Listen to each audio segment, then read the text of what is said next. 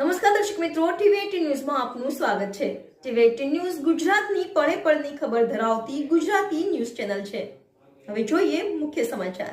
Prabhas Patan police સ્ટેશનના સુપાસી ગામે થયેલ મર્ડરના આરોપીઓને ગણતરીની કલાકોમાં ઝડપી પાડતી એલસીબી ગીર સોમનાથ।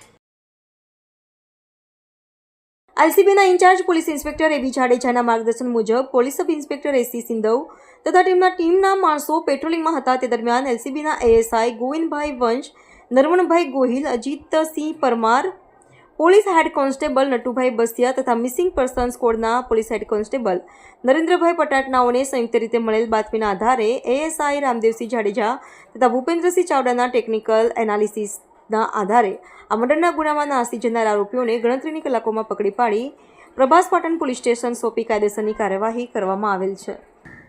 પ્રભાસ પાટણ પોલીસ સ્ટેશનના સુપાસી ખાતે ગઈકાલ રાત્રે એક મર્ડરનો બનાવ બનેલ છે। જે મર્ડરના બનાવ અનુસંધાને પોલીસે રિઝવાન ગનીભાઈ તવાણીની ફરિયાદના આધારે ફરિયાદ દાખલ કરવામાં આવી છે। જે ફરિયાદ બીએનએસની કલમ 103(1), 115(2), 118, 352, જીપી 135 મુજબ ગુનો દાખલ કરવામાં આવે છે।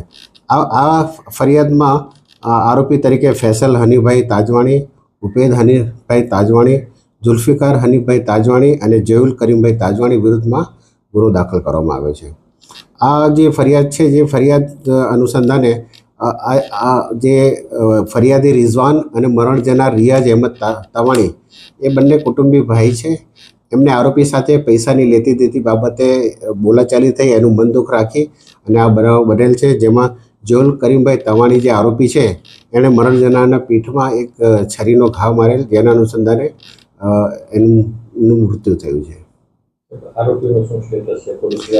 આરોપી બનાવ વખતે આરોપીઓ નાસી ગયેલા હતા, જે અનુસંધાને એલસીબીના જે ઇન્ચાર્જ વીઆઈ છે શ્રી જાડેજા સાહેબ અને એમના પીએસઆઈ સિંધો એમની અલગ અલગ ટીમો બનાવી તેમજ ટેકનિકલ સર્વેલન્સના આધારે આરોપીઓને શોધખોળ કરી હાલ એમને ટૂંકમાં પોલીસ સ્ટેશને લઈ આવવામાં આવેલ છે એમને, અને એમની ધરપકડની પ્રક્રિયા હાલ ચાલુ છે।